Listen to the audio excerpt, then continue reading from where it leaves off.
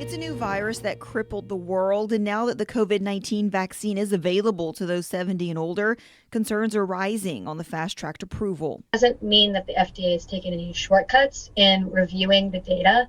And it also means that both Pfizer and Moderna, who have EUAs issued from the FDA, are required to continue testing their vaccines before they will get official licensure.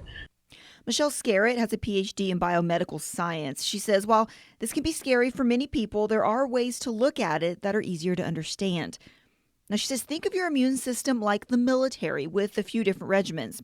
You have the frontline attack cells, you have the scouts or the antigen cells, and then you have the supporting cells. All are working together to identify and fight off an intruder, and in this case, that's COVID-19.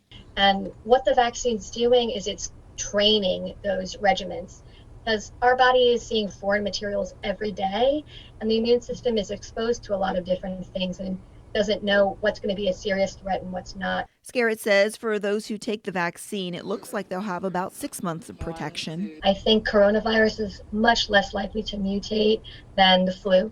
Influenza does. So I think you'll have longer term immunity there. For those worried that the virus could change the vaccine now obsolete, Scarrett says the signature of the virus is called the spike protein.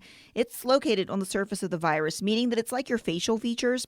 It'll always be there, giving it little chance to change over time. And it's not like showing a bearded man and then the man can go shave his beard off and now you can't find him anymore.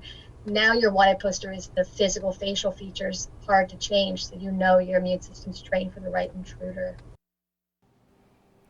And Dave, something else to think about is if you do have any questions, it's always good to talk to your primary care physician because, even just like with the flu shot, there may be some things that you're allergic to, or maybe you have underlying health issues that you can't get the vaccine. So it's always good to talk to someone who kind of knows your medical history. Sounds like, too, what she's saying, that even though we're getting the news of these different strain of coronavirus in other countries, it's still similar enough that the vaccine's still going to recognize it. Yeah, and I think that she explains it perfectly. You have your facial features, like this is what you are. And so you can grow a beard and you can shave it off, but your facial features will always remain the same. So that is exactly what's happening with the virus. So it's still going to go, gotcha. Gotcha, yep.